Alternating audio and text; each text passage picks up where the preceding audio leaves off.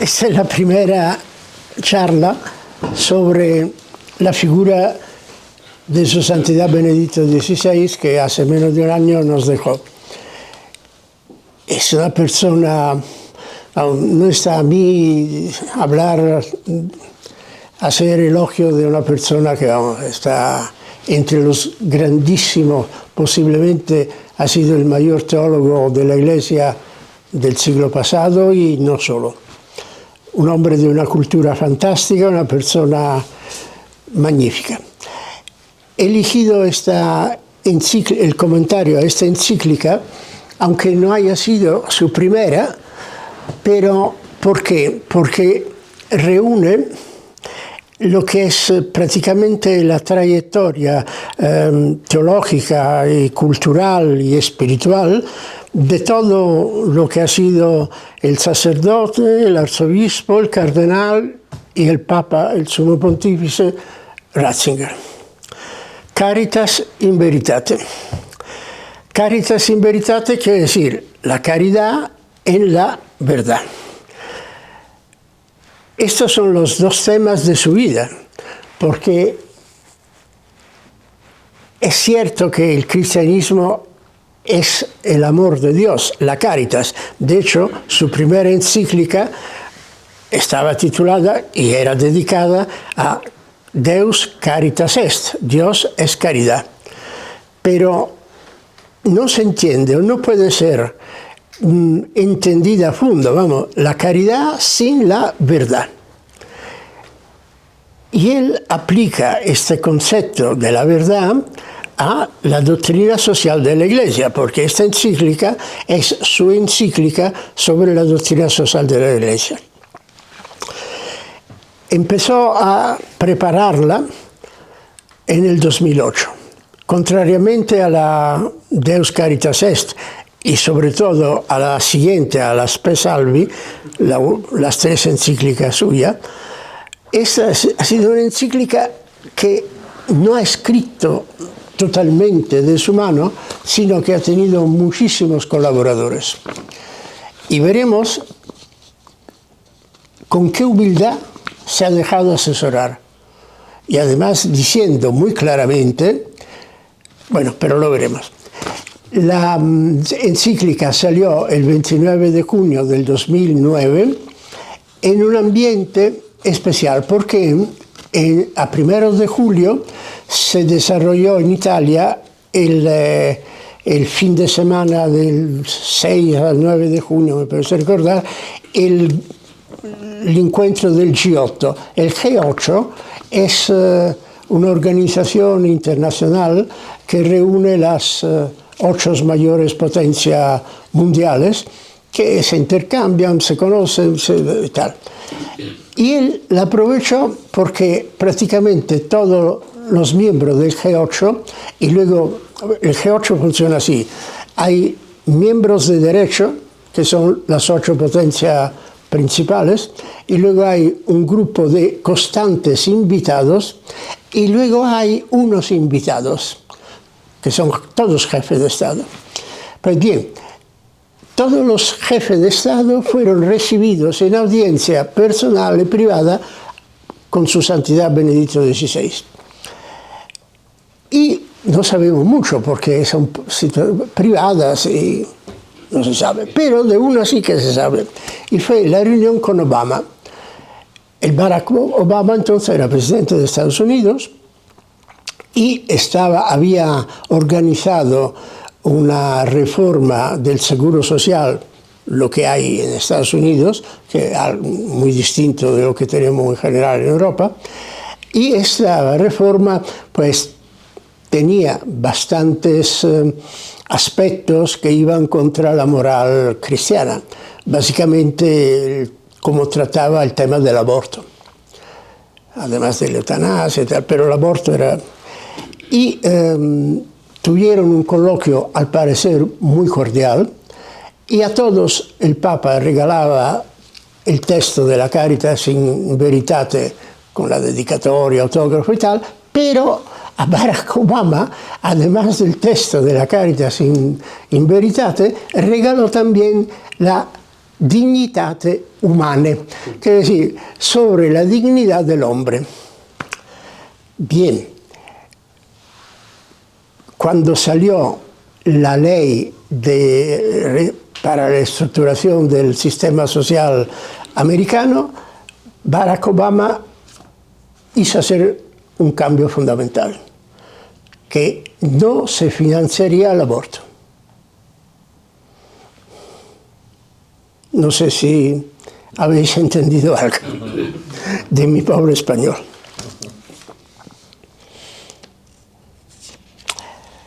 La verdad ha sido siempre un objetivo importantísimo en la teología de su santidad y se manifiesta claramente a lo largo de toda la encíclica. Pero la encíclica tiene tres partes clarísimas. La primera es dar unos fundamentos de carácter cultural teológico, no solo teológico.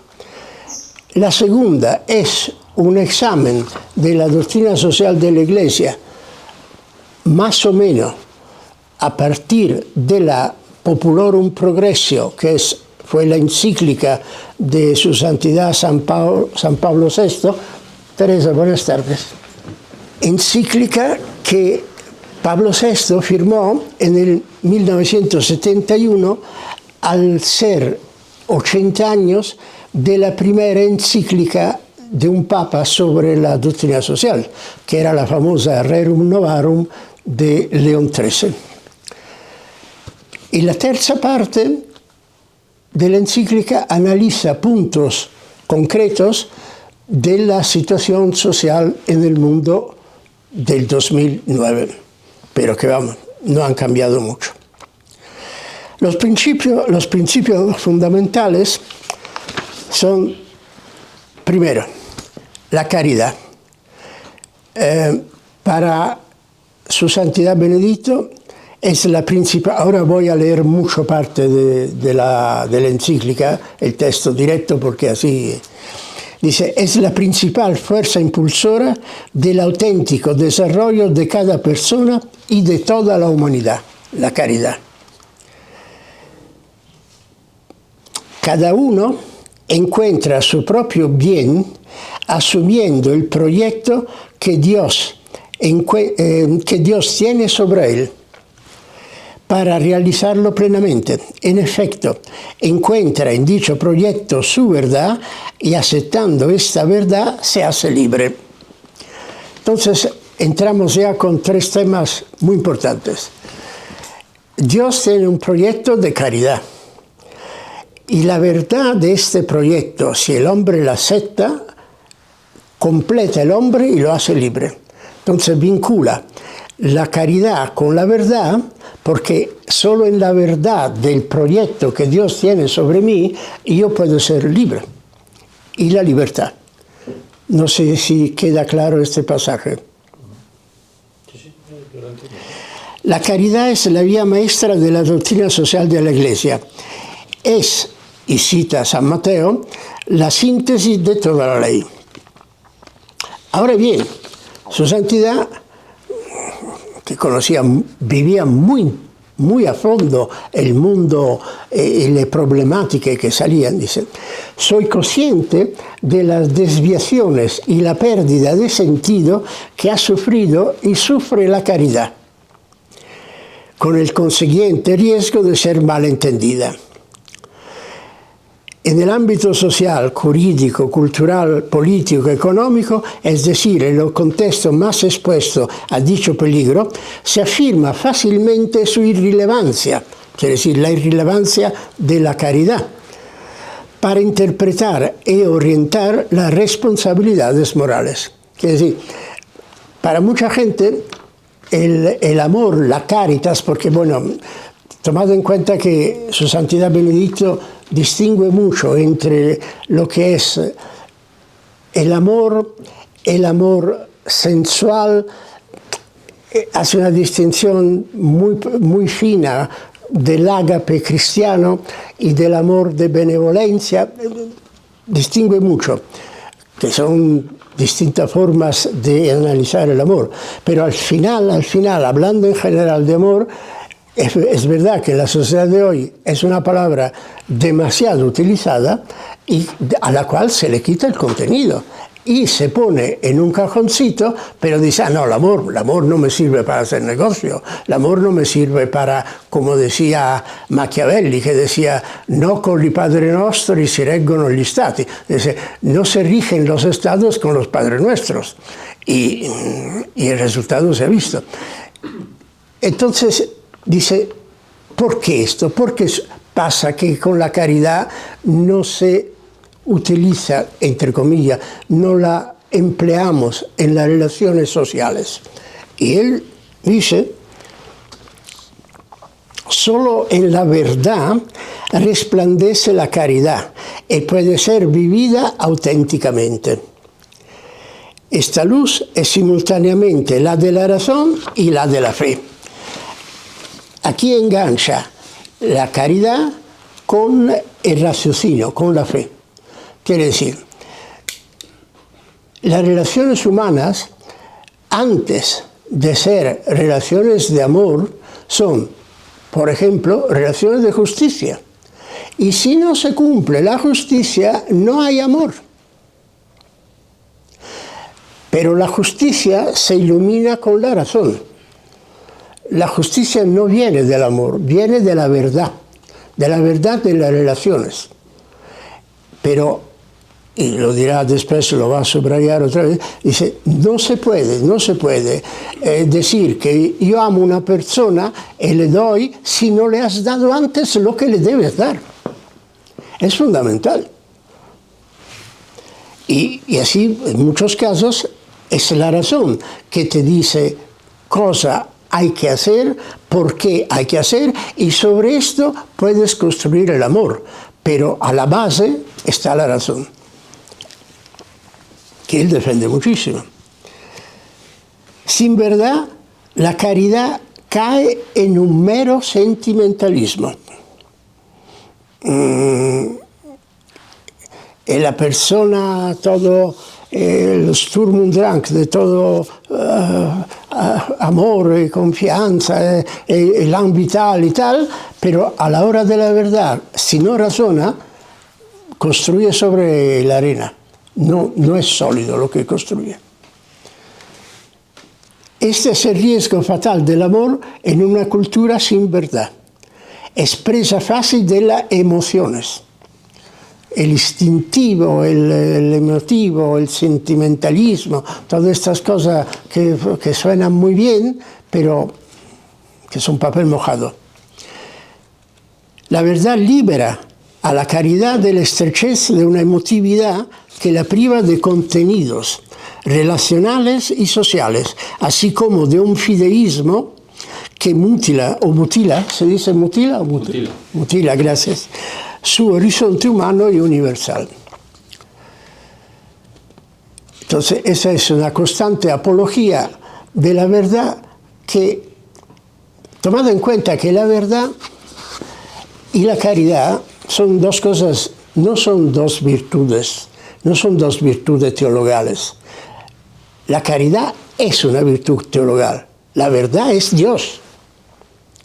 También la caritas, Deus caritas est, Dios es caridad, pero la caridad del hombre es el don de Dios.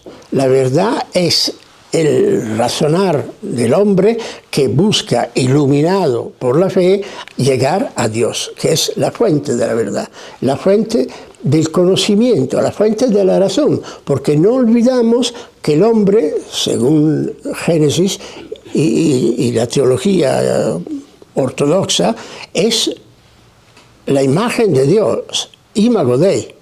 Y si él busca la imagen de Dios en sí mismo y en lo demás, utiliza en gran parte la razón. Y tiene con lo demás una relación que puede llegar a ser una relación de amor.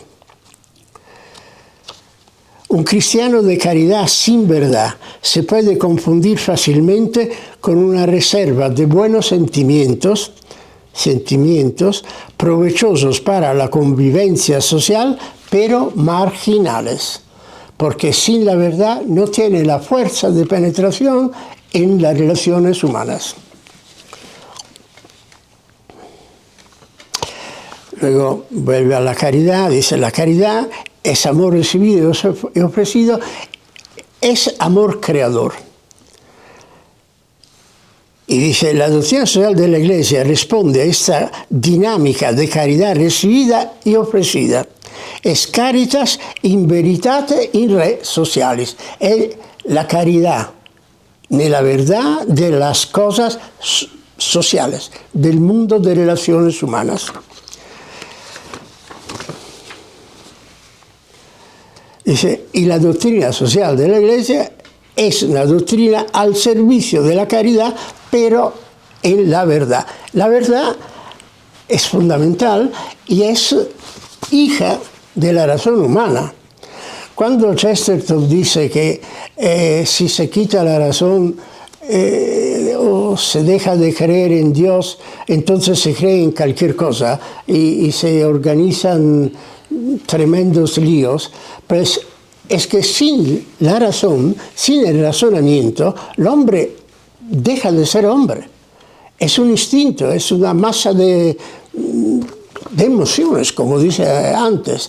Y hoy hay la psicología de las emociones y muchas más cosas fundadas en el sentimiento y en la emoción. Sin la reflexión, sin el estudio, sin descubrir la verdad, que desde un punto de vista de la ciencia, de las relaciones humanas, es una verdad accesible al hombre.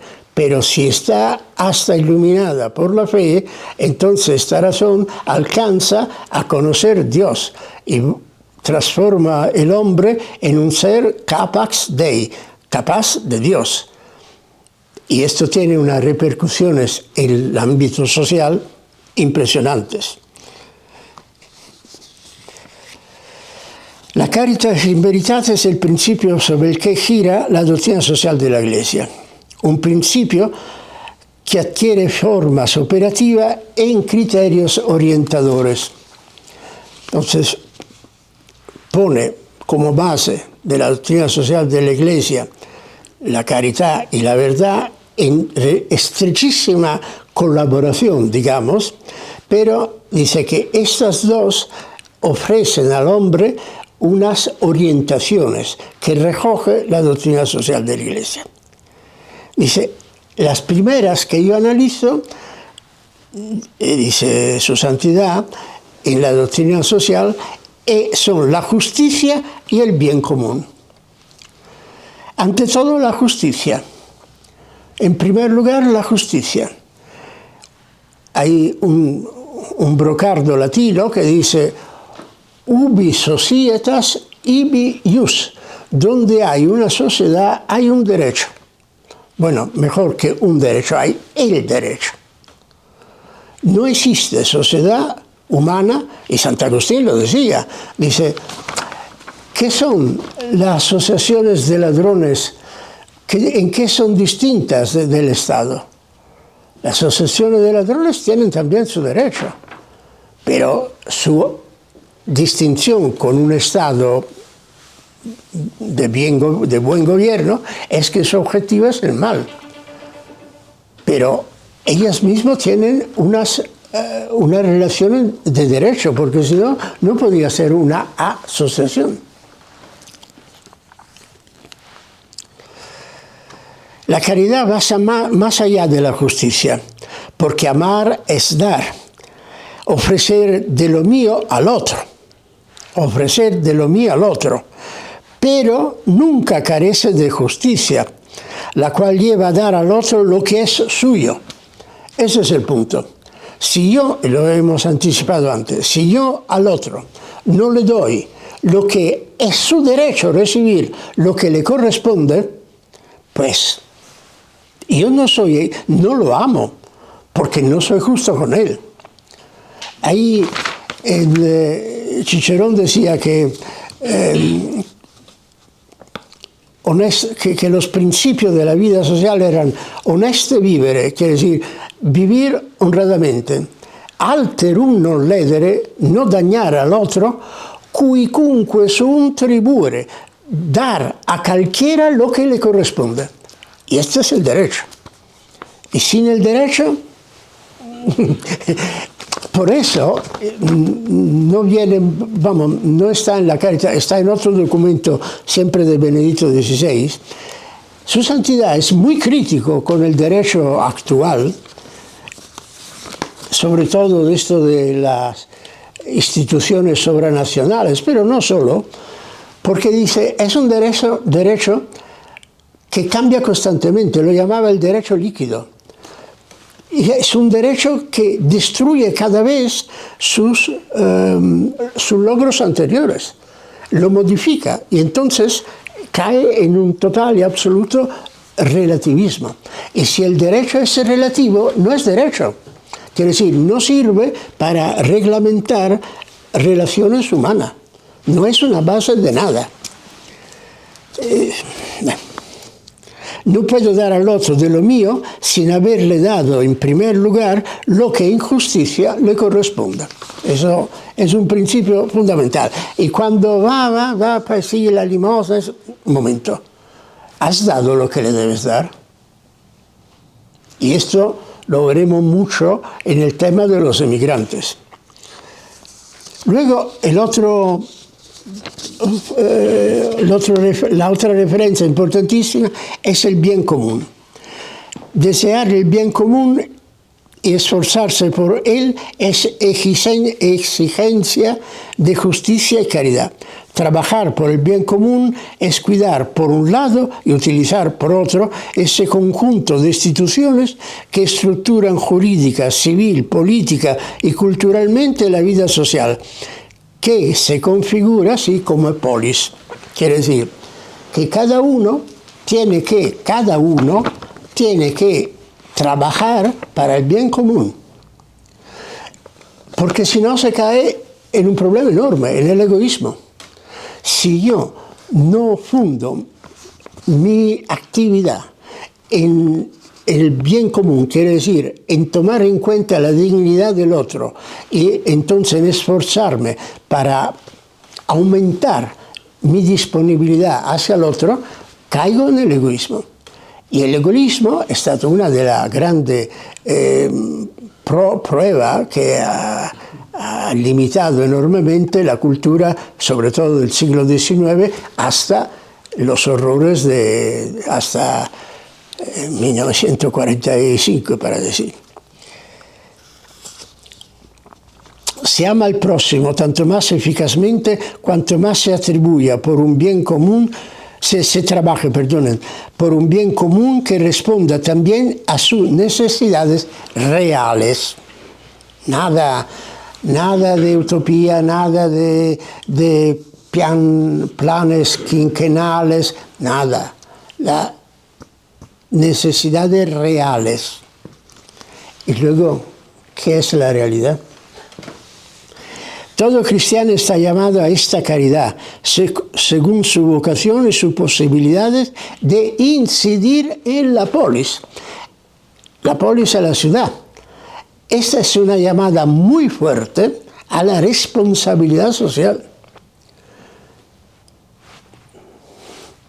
Porque solo el que es responsable es libre. La libertad es responder a un deber. Solo si yo soy libre. Es libre el que se compromete con la verdad. En San Juan, el capítulo 8, párrafo 32, San Juan dice, y conoceréis la verdad, y la verdad os hará libre. Y la libertad es responsabilidad. Uno no es libre si no responde de sus acciones, si no responde de sus relaciones con los demás, si no responde al demás. De hecho, la palabra responsabilidad viene desde el verbo latín respondo. Y respondo, ¿qué quiere decir? Volver a poner la cosa, respondo, la vuelvo a poner, la vuelvo a pensar, la vengo a relacionar con. Todo cristiano está llamado a esta caridad. Esta es la vía institucional, también política, podríamos decir, de la caridad, no menos cualificada e incisiva de lo que puede hacer la caridad que encuentra directamente al próximo fuera de las mediaciones institucionales de la polis.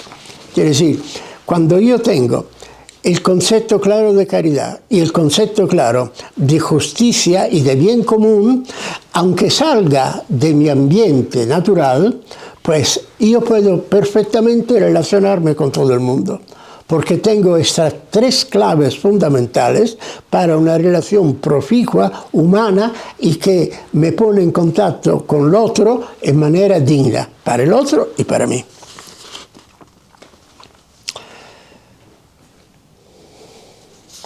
Bien, ahora empieza a citar, es la segunda parte de la encíclica, empieza a citar los precedentes de los sumos pontífices, los precedentes documentos dentro de la doctrina social. Empezando por Pablo VI, porque como hemos dicho antes, pues en el 1971, Pablo VI escribió esta importante encíclica Populorum Progressio para celebrar los 80 años del Rerum Novarum de León XIII.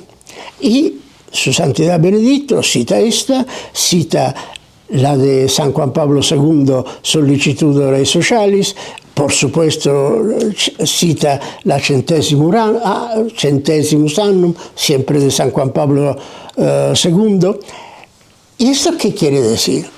Quiere decir que la doctrina social de la Iglesia no es la doctrina social de un papa, es la doctrina social desde siglos, que de una forma orgánica ha sido empezada a ser ilustrada y predicada, conocida desde León XIII. Pero hablaba antes con Julio de la forma de caridad que había en el siglo XVI en Venecia. Bueno, he estado en Venecia y así, claro, uno cuando va a una ciudad, a un sitio, se entera de muchas cosas, ¿no? Es increíble, en Venecia había, a final del siglo XVI, había 100 escuelas. Las escuelas eran instituciones de beneficencia, de las cuales 7 eran mayores y las demás menores. Las mayores eran porque tenían un flujo de aportaciones anuales superiores a los equivalentes actuales de 15 millones de euros. Tomad en cuenta que 7 por 15 ya es una cifra. Y cómo todo esto se medía en sequinos de oros que pesaban 3 gramos y 44, y hoy el gramo estaba a 629, el gramo, 629 euros, pues podéis imaginar. Y de hecho, pues hubo un tal Napoleón Bonaparte que se paseó por Venecia, la canceló del mapa como estado y llenó Francia y más países de obras de arte. Pero con lo que queda en Venecia, pues puede llegar otro Napoleón y si saquea, pues enriquece a otros tantos como lo hizo el Bonaparte después de la paz de Campo Formio. Esa gente estaba impregnada del sentido de la sociedad, de la societas, de la sociedad cristiana en todos los aspectos. Hay un estudio de Rodney Stark. Rodney Stark es un sociólogo de religiones americano que ha muerto en agosto del año pasado. Una persona estupenda, ha escrito muchos libros y en particular yo ahora me estoy refiriendo a uno que se titula The Victory of Reason, que es traducido literalmente La victoria de la razón, y que te dice que solo una religión como la cristiana, que parte desde el dogma de una Trinidad Entonces quiere decir, ojo, que este Rosenstock no era católico, ¿eh? Más bien, él se declaraba agnóstico. Dice, solo una religión como la católica, que empieza con el dogma de la Trinidad, pues puede entender y dar magisterio sobre lo que son las relaciones sociales. Y solo gracias al dogma de la Trinidad se llega a un desarrollo de la ciencia. ¿Por qué? Porque a través de la Trinidad y de la comunicación que la Trinidad hace a través de Cristo, de su ser, el hombre empieza a razonar sobre el desarrollo de la ciencia. Lo estoy sintetizando mucho, esto es bastante largo el razonamiento, pero es muy correcto y demuestra cómo a partir del siglo VI después de Cristo, los dichosos siglos oscuros de la Edad Media, en todo el mundo, bueno, en todo el mundo, en el orbe cristiano, se desarrolló la técnica. Bien, ahora, esta es para decir que Su Santidad Benedicto XVI tenía muy claro que no hay un corte antes o después de mí. Es que la doctrina social de la Iglesia es una tradición, en latín traditio quiere decir una consignar de una persona a la otra. Te traigo, te entrego algo. ¿Y te entrego qué? Toda una doctrina, toda una cultura, toda una conciencia prácticamente del universo. Ahora hay muchos que quieren cortarla. Se empieza nada. Había un filósofo italiano, los italianos hemos tenido pocos filósofos, pero un tal Giambattista Vico del siglo XVIII que decía, y copiaba, porque la idea original no era suya, sino de San Anselmo, que era italiano también, aunque obispo de Canterbury. Pues decía, somos enanos sentados sobre espaldas de gigantes. Quiere decir, ¿tú quién eres? Don nadie. ¿Yo quién soy? Don nadie. Porque si cortáramos la memoria de lo que han sido nuestros antepasados, pues, ¿qué somos? Hojas otoñales que caen al viento.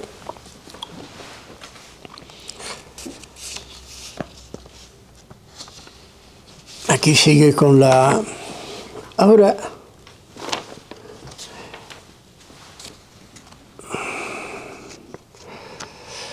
Bien, ahora un altro punto de los fundamentales que señala Su Santidad es muy, muy importante.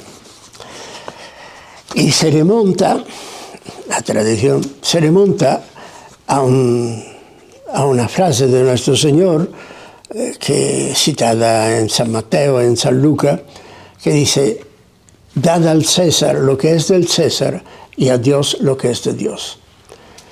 La Iglesia no,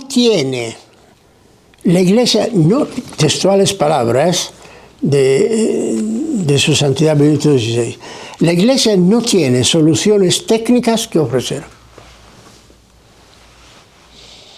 No sé si he sido... Bueno, yo no. Para mí esto es apodíctico. Es decir, no se puede dar vuelta de hoja. Yo no puedo decir cómo tiene que volar un avión y yo Iglesia, Máximo Bonaca, que ni se le ocurre. Pero vamos, el hombre es libre de organizarse en lo que se refiere a su humanidad, a su actividad humana, con la máxima libertad. No es un dogma de la Iglesia. Ahí está el caso de Galileo, famosísimo, muy mal interpretado, muy mal conocido. Pero cuando la Iglesia quiere meterse a dictaminar lo que tiene que pasar para, qué sé yo, para construir cualquier cosa, pues se mete a las patas. La Iglesia no tiene soluciones técnicas que ofrecer.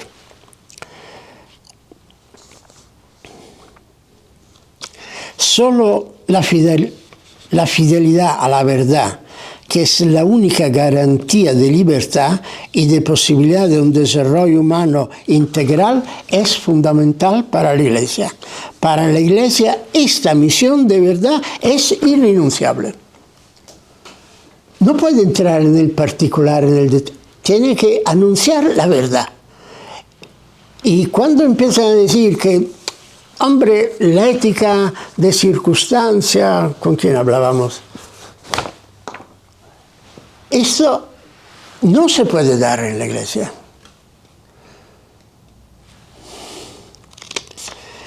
Pasamos al mercado.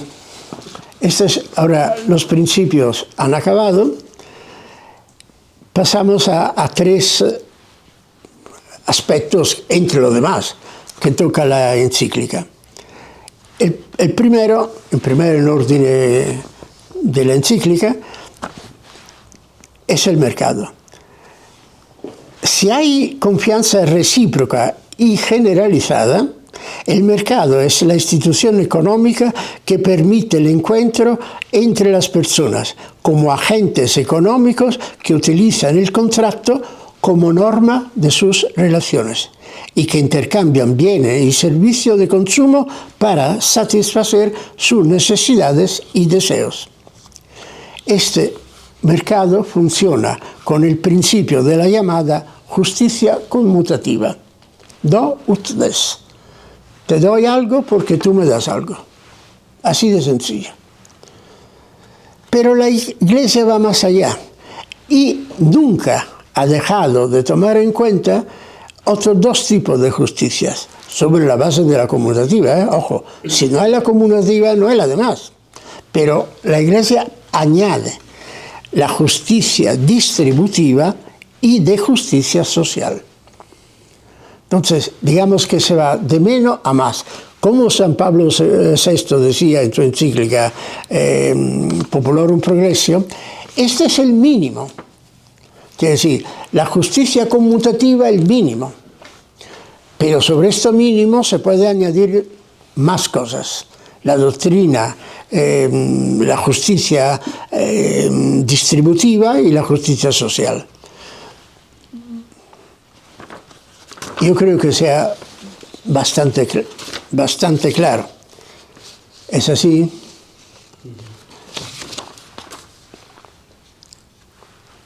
¿Qué pasa? Porque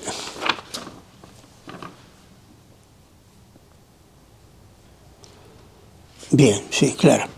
En efecto, si el mercado se rige únicamente por el principio de la equivalencia del valor de los bienes, justicia conmutativa, que se intercambia, no llega a producir, porque hay un salto de calidad en el efecto, la cohesión social que necesita para su buen funcionamiento. Quiero decir, si yo no tengo confianza en el otro, el mercado, mi actividad económica con el otro se resiente.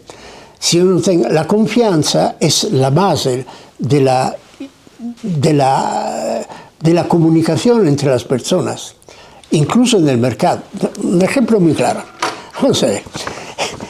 Para años he sido responsable del mercado, del euromercado de bancos. Entonces, ¿qué pasaba? A las 8:15 de la mañana empezaba col teléfono, te llamaba entonces, por ejemplo, Unión de Bank Suisse. Oye, Máximo, buenos días, ¿qué tal? ¿Está nevando? No, tiempo bien, bien. Oye, ¿te interesan 55 millones de dólares a esto? Pues no, gracias. Adiós, hasta la próxima. Te llamaba Bank of Tokyo. Lo mismo. Me das 15 millones de dólares overnight, quiere decir, de jueves a viernes. Digo, sí, te lo doy. Adiós, Tokyo, muy bien, está. Una confirmación por telex y tal. Pero, si yo no me fío del que tengo el teléfono, que me llama para pedirme 15 millones de dólares, no hago nada. Está claro, ¿no? Entonces, la confianza es la base, es una norma base del mercado. Pero no es una norma en cuanto mercado, es una norma de relaciones humanas. Y el mercado es una relación humana. Luego, Se ha de considerar equivocada la visión de quienes piensan que la economía de mercado tiene necesidad estructural de una cuota de pobreza y de subdesarrollo para funcionar mejor. Al mercado le interesa promover la emancipación. Vamos, este es un tema clarísimo. El mercado, así como más o menos lo conocemos hoy, tiene un origen de la alta Edad Media, cuando empezaron los monjes benedictinos a crear compraventa de productos entre un lugar y otro. Pero, ¿cuál era su objetivo primordial? Era la emancipación de la gente que estaba trabajando. Es decir, levantar su nivel de vida. ¿Por qué? Porque levantando su nivel de vida, todo el mundo se enriquecía, no solo lo que aumentaban su renta, sino pues compraban la lana mejor en Inglaterra, pues podían comprar las gafas en Venecia, y así se movía dinero y se creaba actividad. Es una óptica egoística y muy corta la de utilizar mano de obra muy barata sin pensar de levantar su estatus o tenerla tipo un esclavo. Está clarísimo que la menor, ¿cómo se dice? La menor productividad la encuentras en las sociedades donde hay esclavismo. El esclavo casi no produce, porque no tiene interés, así de sencillo. Si pensáis a las centenares de millares de personas que en la Unión Soviética tenían que hacer una carretera, cuando en los países libres la misma carretera se hacía en pocos días, sin dejar que los muertos fueran las bases para hacer la autopista de Kalima, por ejemplo, que ponían los cadáveres para hacer la autopista. ¿Por qué? Porque la gente no trabajaba y además en condiciones. Es decir, la rentabilidad del tiempo de la persona va en función de la libertad que él tenga y de la dignidad que a él se le dé. Eso está súper clarísimo. Entonces, justamente su Santidad Benedicto dice, y esto es todo este periodo, de este párrafo, bueno, capítulo sobre el mercado, le ha preparado el borrador el amigo Ettore Gotti Tedeschi, que es personaje muy importante del mundo de la finanza, es consejero del Santander, ha sido presidente dell'Istituto de Opere di Religione, es un gran banquero. Y con mucha humildad, aquí lo dice, no, lo dice al principio, bien, su Santidad Benedicto dice, al afrontar tantas temáticas de hoy, hay que ser muy humilde y pedir el asesoramiento de muchas personas porque son muy complejas. Y no es, como ha dicho claramente, no es deber de la Iglesia dictar sobre temas técnicos. Pero es interés de la Iglesia entender los temas técnicos para ver cuál es el aspecto ético que cada tema técnico tiene. De hecho, dice su Santidad Benedicto, dice, todo proceso del mercado tiene sus aspectos éticos. Y esto sí que interesa a la Iglesia. Lo que pasa es que la Iglesia puede dictar los temas éticos si conoce cuáles son los mecanismos del mercado. Porque si no, no se entera, no puede enterarse. Y con mucha humildad él lo reconoce. Dice, la Iglesia sostiene siempre que la actividad económica no debe considerarse antisocial. Por eso el mercado no es ni debe convertirse en el ámbito donde el más fuerte avasalle al más débil. Es verdad que el mercado puede orientarse en sentido negativo, pero no por su propia naturaleza, sino por una cierta ideología que lo guía en este sentido. No se debe olvidar que el mercado no existe en su estado puro, se adapta a las configuraciones culturales que lo concretan y condicionan. Bien. En efecto, la economía y las finanzas, al ser instrumentos, pueden ser mal utilizadas cuando quien la gestiona tiene solo referencias egoístas. De esta forma se puede llegar a transformar medios de por sí buenos en perniciosos. Subsidiariedad. Este es otro punto que quería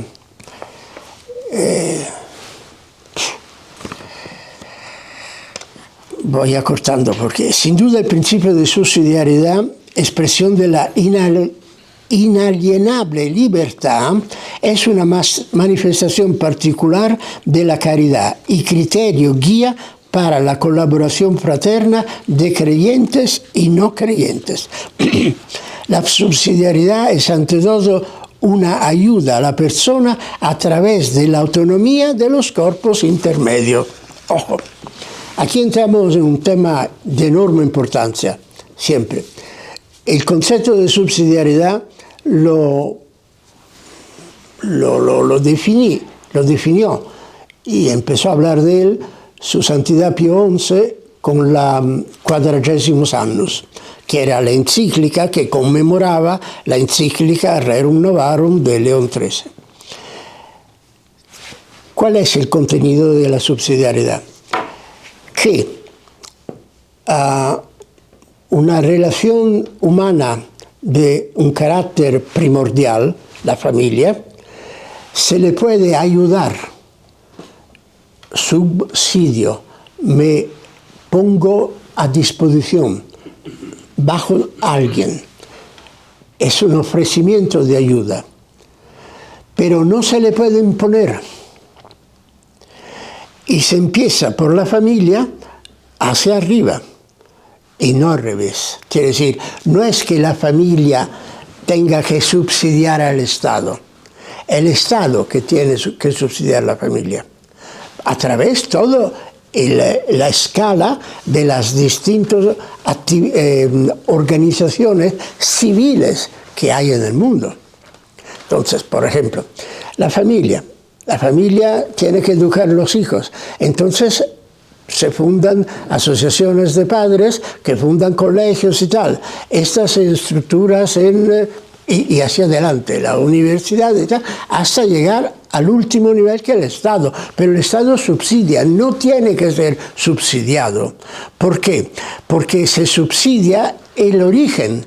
Y el origen es la pareja hombre y mujer. Si no aceptamos esto, estamos dándole la vuelta de 180 grados a toda la antropología humana. Dios ha creado el hombre y la mujer. Y dice para ayudarse. Y no ha creado el Estado. El Estado ha sido una creación humana, no divina. De derecho divino es la familia, no es el Estado.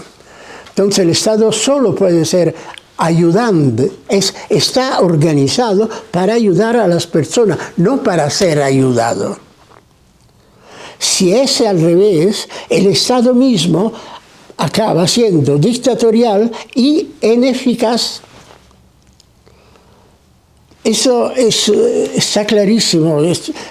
Su Santidad Benedicto lo ha subrayado bastantes veces esto. No sé si os queda claro, porque claro, yo no soy suficiente claro y la subsidiariedad respeta la dignidad de la persona en la que ve un sujeto siempre capaz de dar algo a los demás, a los otros.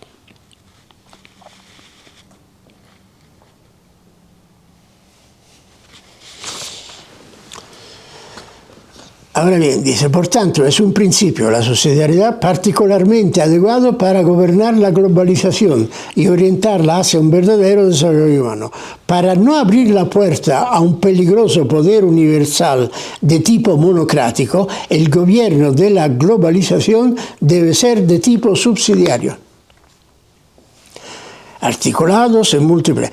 La globalización necesita ciertamente una autoridad en cuanto plantea el problema de la consecución de un bien común global.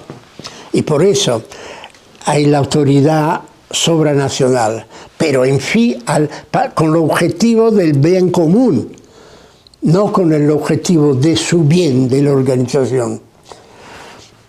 Sin embargo, dicha autoridad deberá estar organizada de modo subsidiario y con división de poderes, tanto para no herir la libertad como para resultar concretamente eficaz.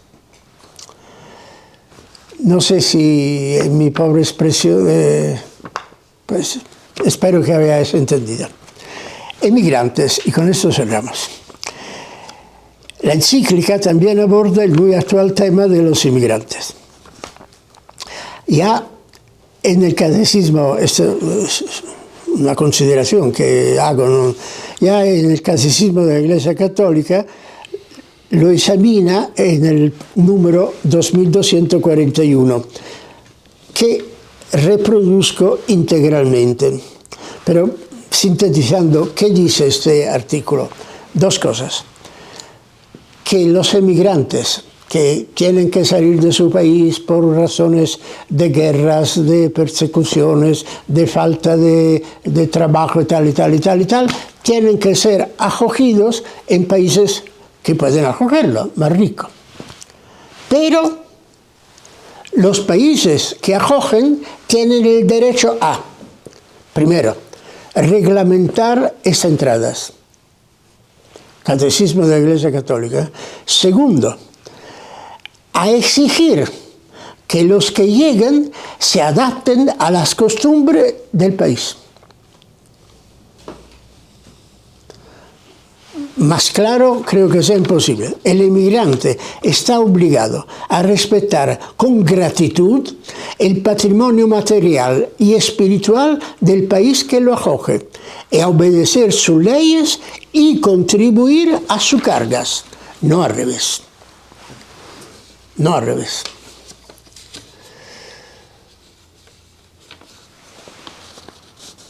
Ahora, hay un... sabéis que el cardenal Ratzinger, desde 1985, ha trabajado en la estructuración y publicación luego del Catecismo de la Iglesia Católica. Entonces, ha sido uno de los coautores, como mínimo, ¿no?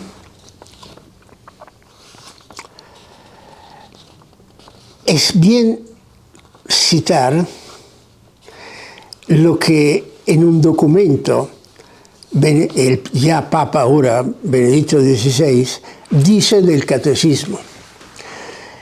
En el motu proprio Porta Fidei del 11 de octubre del 2012, señala la fundamental importancia del catecismo de la Iglesia Católica, afirmando: para acceder a un conocimiento sistemático de los contenidos de la fe, todos pueden encontrar en el Catecismo de la Iglesia Católica una ayuda preciosa e indispensable. Son dos adjetivos muy distintos. Precioso es subjetivo e indispensable es objetivo. Quiere decir, el uno es una posibilidad, el otro es una condición sine qua non. En su misma estructura, el código, el catecismo de la Iglesia Católica presenta el desarrollo de la fe hasta llegar a los grandes temas de la vida cotidiana.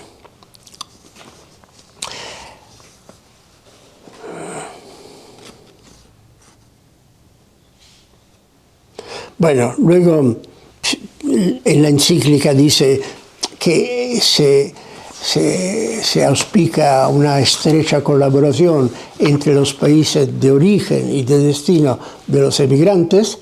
¿Por qué? porque entre las demás cosas, en el mensaje a los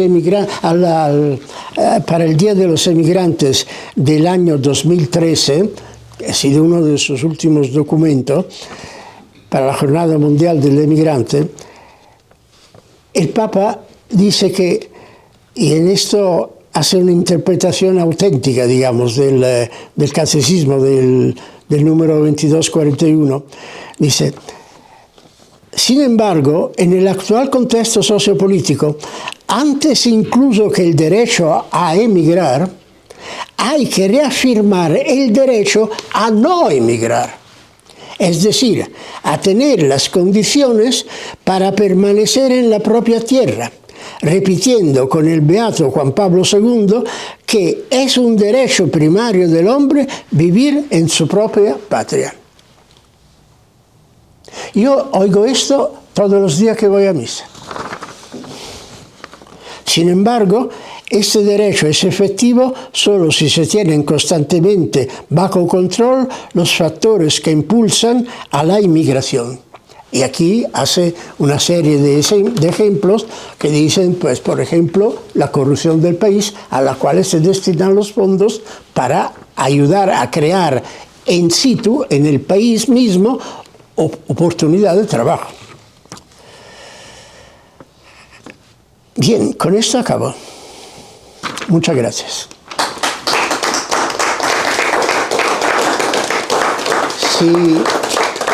Ruego si preguntas, el que la quiera hacer, intentaré contestar.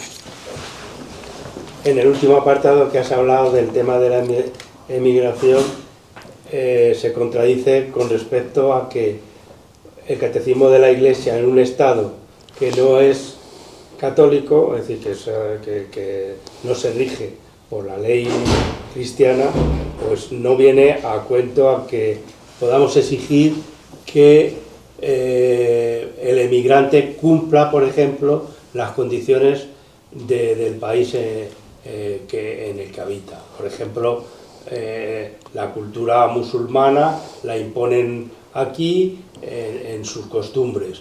¿Por qué? Porque el Estado, en definitiva, no es católico, es decir, no, vamos a ver.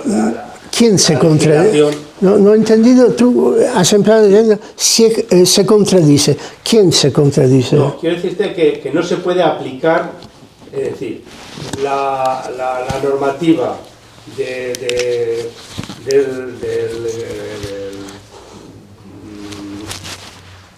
la normativa católica del catecismo no se puede aplicar en países como España, que la legislación no está basada en el catecismo. No, vamos a ver, Enrique. El catecismo de la Iglesia Católica no está dirigida a los estados, está dirigida a los creyentes de la religión católica y, en general, a los hombres de buena voluntad. Porque hay muchas partes que interesan en general.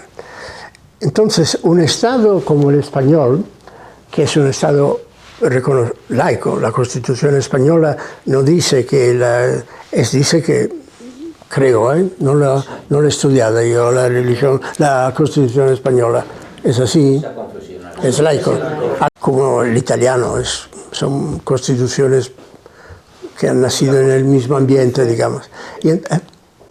Sobre eso, que no te quiero interrumpir, pero la Constitución dice que se tratará de forma preferente la religión que tenga en España más creyentes. O sea, no es exactamente laico, lo que pasa es que nos quieren imponer el laicismo.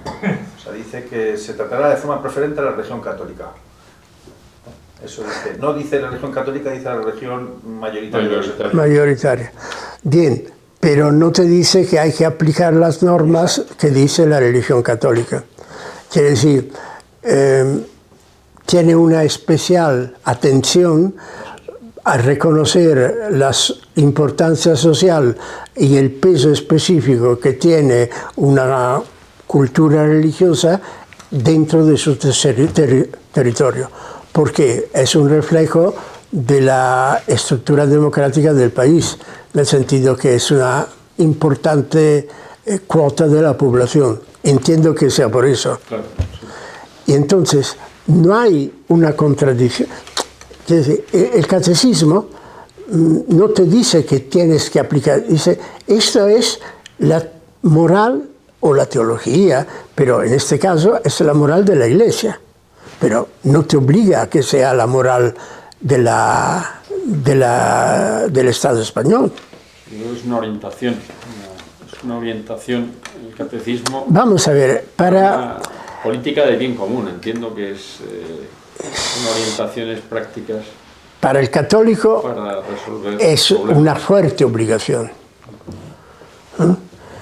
Si yo no cumplo, no ayudo dentro de mis posibilidades un emigrante en condiciones que el Estado permite, quiere decir, un emigrante ilegal, para la Iglesia Católica, pues no tiene tantos derechos como lo tiene el inmigrante legal. Ahí interviene solo un hecho de humanismo, pero desde un punto de vista jurídico, la Iglesia Católica dice, hombre, es ilegal. Por eso te dice que hay que proveer a eliminar las causas de la emigración. La inmigración ilegal. Ya, pero precisamente De la ilegal, pero sobre todo. La legal. Porque el catecismo se dirige a establecer unas normas buenas, sensatas y razonables, pues en lo que al último que has dicho, si lo he entendido bien, es decir, si un inmigrante es ilegal, no le puedes decir que no se le aplican los derechos del inmigrante, porque a lo mejor es ilegal de forma fraudulenta porque el Estado no lo ha hecho legal cuando debía hacer legal. O sea, que hay interpretaciones para todo. Cuidado, ¿eh? No, pero vamos a ver. Ten en cuenta que un inmigrante ilegal a lo mejor tiene tantos derechos a ser inmigrante y ser legal, pero no se lo ha reconocido el Estado, porque el Estado no siempre hace las cosas bien. O sea, que las cosas en su sitio. Sí, pero vamos a ver, el Estado tendría que controlar también el territorio. Sí, sí, Y el control del territorio implica que en mi casa no entras. El Si no te inmigrante dejo que yo, es ilegal no tienes un puede permiso. ser porque sea Lógico. un ladrón que viene aquí a robar, o puede ser porque no le han reconocido sus derechos a ser un inmigrante de mayor manda. Yo he entendido la segunda parte que ha dicho Máximo de eso, me interesa mucho porque ha dicho hay personas que por razón de guerra, pandemias, lo que sea, huye de su país. Lo primero, tiene el derecho de quedarse en su país y no emigrar, pero si tiene que emigrar, el Estado le tiene que acoger, pero el inmigrante tiene el deber y la obligación de contribuir y respetar con agradecimiento el país que le acoge. Es decir, no solamente hay un derecho al inmigrante, el inmigrante Tiene una obligación. tiene una obligación, que es tan importante como el derecho, Sí, que hay que Están decírselo asociados. al inmigrante, decir, usted ha tenido que huir de su país porque está en guerra. El deber nuestro es acogerlo, darle un tratamiento humano, pero es que el inmigrante también tiene unas obligaciones, que esa parte a mí me parece muy interesante, porque en eso nadie cae, es decir, usted, el inmigrante solo tiene derechos. Es fundamental, porque Europa por los musulmanes ahora mismo. Claro. ahora se subraya mucho el aspecto que tengo derecho, pero generalmente el derecho lo tienes porque tiene unas obligaciones. Sí, Si no respeta las obligaciones, no puede apelar a un derecho. Claro. O sea, que primero debe cumplir las obligaciones para ganarse esos derechos, digamos.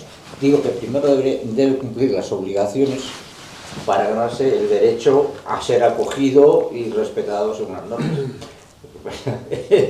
Todo eso es muy bonito, pero la realidad a mí me parece que no funciona. Y si aquí en el siglo XV los cristianos echaron a los musulmanes y a los judíos, me dijeron, oye, o funcionáis según estas normas o no cabéis aquí. Y yo mira, he visto un WhatsApp hace un par de días de ¿cómo se dice? Bueno, un ayatolá de estos musulmanes diciendo, no, es que Andalucía es nuestra, está ocupada por los españoles, igual que han ocupado los judíos la tierra palestina y tal, y eso lo vamos a reconquistar, que lo sepan, que lo tienen muy claro. Dice, ese terreno, el Andalus era nuestro, era de los maometanos, ¿no? No es verdad, no es cierto, era de los romanos. Bueno, los romanos, los visigodos, o sea, pero llegaron allí esos señores como llegaron tantos otros. La guerra. Es curioso. De todas formas, pues el tema del multiculturalismo, cuidado, porque, por ejemplo, ha pasado una cosa tonta, pero muy clara en esto, en Bolonia. Sabéis que Bolonia es una de las ciudades italianas con una fuerte y típica gastronomía, en la cual domina una cosa, la pasta y el cerdo. Y los musulmanes el cerdo dicen que no lo comen. Y han obligado escuelas a eliminar i tortellini, i famosi tortellini, que tienen dentro un relleno de carne de cerdo. Pues ha habido familias italianas que han pedido al Tribunal Constitucional italiano la vuelta atrás contra el Ayuntamiento de Bolonia, porque dice, es injusto, que ellos se adecuan a nuestra situación, no al revés. Sí, pero se fundaban... Eso pasa aquí en Las España. normas van en contra En de España, en los colegios, si hay niños que comen, les tienen prohibido dar cerdo, porque si no denuncian al colegio. Eso pasa en España. Sí, pero yo entiendo Pero que... más aún, lo que han pretendido ya en Andalucía y en muchos otros sitios, no es que al niño musulmán le den la dieta correspondiente a su religión, que bueno, es una cosa aceptable, aceptablemente aceptable, por decirlo así, sino que en ese colegio no se consumiera nada que no estuviese aceptado por la religión musulmana. imposición Es la otra cuestión, de la que minoría. yo te impongo a ti Usted y impone los demás más. halal, En todo vez de halal. aceptar a dónde van, dicen, vamos a imponer, Claro. en este país que nos acoge y también nos trata bien, vamos a imponer nuestra ideología y nuestra forma de ser, ¿no? Mira, quédate en tu país. O sea, no, si eres De aquí... hecho, han retirado crucifijos, Claro, pero, etcétera, etcétera. a ver, ellos vienen aquí, piden permiso, vamos a montar En Inglaterra y en una Francia, mezquita. Ah, bueno, pues mira, montamos una mezquita. Vete tú a Dubái o a Oman o a algún sitio de estos y diles que vas a montar allí una catedral o una iglesia o una ermita. Te dan de palos. No, no, Lo que nos contaban, perdona. Y no puedes ni llevar un libro que hable del cristianismo, no construir una iglesia, eso, sí, pero también, ¿no? ni, por ejemplo, si tú llevas un crucifijo, como hay muchas personas que tienen una imagen sacra en el cuello y tal, pues eso corre riesgos graves, graves. Ahora bien, volviendo al tema de las comidas, esto que dice el número 2241, te dice que, muy bien, yo soy el ayuntamiento de Trevi en Italia, muy bien, tú no quieres comer i tortellini con el cerdo, muy bien. Entonces, como esto me lo hacen en grande escala y para ti tengo que hacer algo específico, muy bien, no comes esto, muy bien. Cada día me pagas 5 euros más porque yo te hago una comida especial para ti. Y yo te la hago. No te digo que no, ni mucho menos, pero tú me pagas el coste. Eso tendría que ser la lógica. eso sería lo de la justicia que estábamos hablando. Claro. De dar a cabo. La base de la justicia. se ha llevado la tolerancia a tal extremo que al final somos intolerantes con nosotros mismos. Claro. O sea, al final yo por tolerar a los demás soy intolerante conmigo. Por O sea, no ofender a los demás. renuncio yo a... La epidemia de buenismo que nos corre. ¿Quién era? ¿Hay algún filósofo que decía que se llegará a un tal punto de tolerancia? ¿Quién? Dostoyevsky. Es una frase que se repite mucho. Dice que se va a llegar a tal extremo de la tolerancia que el sabio no va a poder hablar para no molestar a los idiotas. Eso es. ¿Quién era? Dostoyevsky. Dramaturgo ruso. Sí, sí, al final va a decir, usted no puede hablar para que el idiota se va a No se molestar. sienta ¿no? ofendido porque Estamos llegando a ese punto. Eso sí. todo esto que está pasando demuestra que toda esta propaganda política que nos hacía desde la izquierda el señor Zapatero de que la alianza de las civilizaciones, esa cultura, es una filfa y es un invento intragable. De todas estas Porque está encíclicas, pasando, sí. Más bien es una trampa. Sí, bueno, es algo que nos quieren vender. ¿Escuchamos una botellita? Bueno, Si os parece, ¿eh? Y seguimos hablando, por supuesto, pero con un vasito de...